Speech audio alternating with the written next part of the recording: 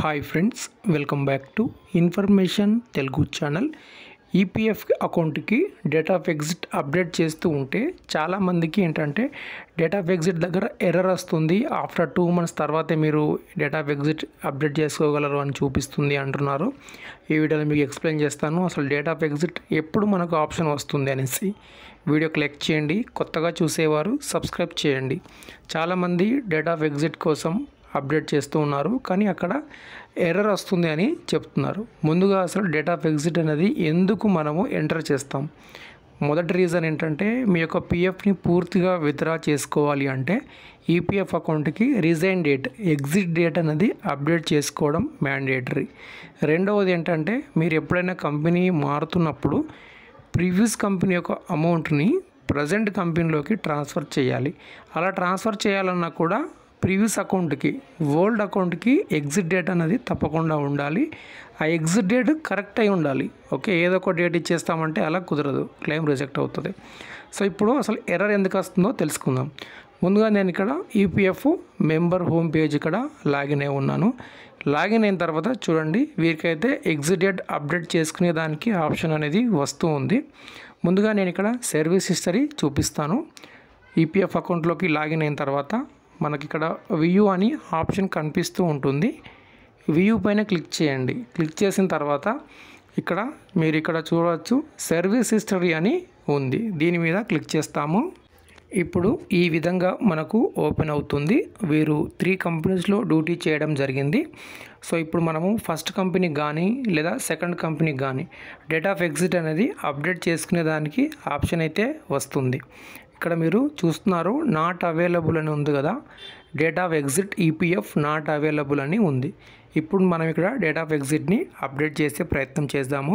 Okay, దానికోసం మనము manage అనే ఆప్షన్ మీద క్లిక్ చేయాలి. ఓకే, మేనేజ్ పైన క్లిక్ చేసినట్లయితే తర్వాత మనకి ఈ విధంగా ఓపెన్ అవుతుంది. ఇక్కడ మార్క్ ఎగ్జిట్ అనే ఆప్షన్ కింద మనకు కనిపిస్తూ ఉంది కదా, దీని మీద క్లిక్ చేయాలన్నమాట. సో ఇక్కడ క్లిక్ చేసినట్లయితే నెక్స్ట్ మనకి ఇలా ఓపెన్ అవుతుంది. ఇప్పుడు ఇలా మనకు ఓపెన్ అవుతుంది. ఇక్కడ సెలెక్ట్ ఎంప్లాయ్మెంట్ అని అడుగుతుంది. ఓకే, ఏదైతే మీరు 2 months పూర్తి అవ్వాలన్నమాట. 2 months అంటే లాస్ట్ వర్కింగ్ డే నుండి 2 నెలలు పూర్తయిన తర్వాతే ఈ ఆప్షన్స్ అనేవి మీకు వస్తాయి. అది మీకు ఏంటంటే కొందరు అసలు అర్థం చేసుకోలేకపోతున్నారు 2 months అంటే అసలు ఎలా క్యాలిక్యులేషన్ అనేసి. సో ఇప్పుడు దీనిపైన నేను క్లిక్ చేస్తాను. ఓకే ఫ్రెండ్స్, ఈ విధంగా మనకు ఓపెన్ అవుతుందన్నమాట. ఇక్కడ మీ యొక్క మెంబర్ ఐడి కనిపిస్తుంది. దాని తర్వాత ఇక్కడ మీ కంపెనీ నేమ్ కనిపిస్తుంది. నెక్స్ట్ మీ ఎంప్లాయర్ లాస్ట్ కంట్రిబ్యూషన్ ఎప్పుడు పే చేశారు అనేది ఇక్కడ మనకు కనిపిస్తుంది. కంట్రిబ్యూషన్ అంటే లాస్ట్ పిఎఫ్ మీకు ఎప్పుడు పే చేశాడు అనేది ఇక్కడ కనిపిస్తుంది. ఒకవేళ ఇప్పుడు మనం మార్చ్లో ఉన్నాము, మీ ఎంప్లాయర్ ఫిబ్రవరిలో మీకు పిఎఫ్ పే చేసి ఉంటే మార్చ్, ఏప్రిల్ 2 months ఆగిన తర్వాత మే మంత్లో మీకు ఈ ఆప్షన్ అనేది వస్తుంది. ఇప్పుడు వీరికి నవంబర్ మంత్లో పిఎఫ్ అనేది పే చేశారు కాబట్టి ఇప్పుడు వీరికి డేట్ ఆఫ్ ఎగ్జిట్ అనేది వస్తుంది. నవంబర్ అంటే డిసెంబరు, జనవరి గడిచిపోయింది, 2 months అనేది కంప్లీట్ అయింది. ఓకే, ఇప్పుడు మనం మార్చ్లో ఉన్నాం కాబట్టి వీరికి ఎగ్జిట్ డేట్ అనేది వస్తూ ఉంది. ఇప్పుడు నేను కొంచెం కిందికి స్క్రోల్ డౌన్ చేసి చూపిస్తాను. తర్వాత ఈ విధంగా మనకు ఓపెన్ అవుతుంది ఎగ్జిట్ డేట్ అప్డేట్ చేసుకునే దానికి. సో ఇక్కడ నవంబర్ మంత్కు సంబంధించినటువంటి క్యాలెండర్ ఇక్కడ మనకు ఓపెన్ అయింది. ఇక్కడ చాలామందికి వచ్చే డౌట్ ఏంటంటే ఇక్కడ ఏ డేట్ అయినా సెలెక్ట్ చేసుకోవచ్చా నవంబర్ మంత్కు సంబంధించి అని. అలా ఉండదు. ఏ డేట్ అంటే ఆ డేట్ సెలెక్ట్ చేసుకునే దానికి. నవంబర్ మంత్ 2023లో ఇప్పుడు వీరు ఏ డేట్లో లాస్ట్ డ్యూటీ చేశారు, ఫర్ ఎగ్జాంపుల్ వీరు 15th అని మనకు చెప్పినారు. 15th నవంబర్కి లాస్ట్ డేట్ అని చెప్పినారు.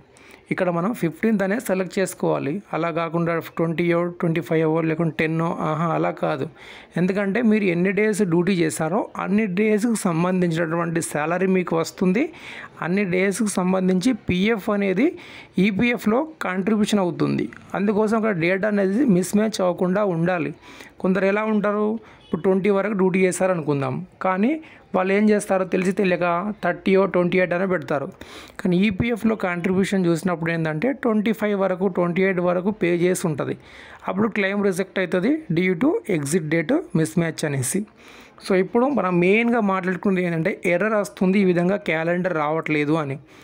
ఓకే, ఎర్రర్ వస్తే ఒకవేళ 2 months పూర్తయిన తర్వాత కూడా ఇదే విధంగా మీకు ఎర్రర్ వస్తుంది అంటే మీకు ఇంకా ఒక 10 డేస్ అలాగా వెయిట్ చేయండి.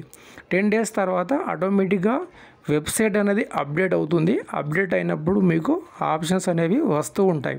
కొన్నిసార్లు ఎలా ఉంటుంది, మనకు పిఎఫ్ క్లెయిమ్ సెటిల్ అవుతుంది కానీ ఈపీఎఫ్ పాస్బుక్లో చూపించదు ఎంత అమౌంట్ సెటిల్ అయిందనేసి. మన బ్యాంకులోకి డబ్బులు వచ్చేస్తాయి అయినా కూడా అది అప్డేట్ అవ్వదు. ఇది కూడా సేమ్ లైక్ అలానే మనకు ఈపీఎఫ్ వెబ్సైట్ అనేది పనిచేస్తూ ఉంటుంది. ఎర్రర్ అనేది వస్తూ ఉంటుంది, తొలగిపోతూ ఉంటుంది. 60 డేస్ పూర్తయిన తర్వాత మీరు ట్రై చేయండి. తప్పకుండా ఈ విధంగా మీకు క్యాలెండర్ అనేది ఓపెన్ అవుతుంది.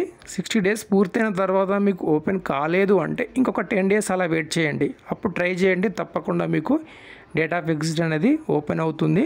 డేట్ ఆఫ్ ఎగ్జిట్ ఎంట్రీ చేసేటప్పుడు జాగ్రత్తగా చేయండి. తప్పు ఎంట్రీ చేస్తే మాత్రం క్లెయిమ్ రిజెక్ట్ అవుతుంది. సో అదొకటిసారి చూసుకొని జాగ్రత్తగా డేట్ ఆఫ్ ఎగ్జిట్ అనేది అప్డేట్ చేయండి. వీడియోకి లైక్ చేయండి, సబ్స్క్రైబ్ చేయండి. Thank you.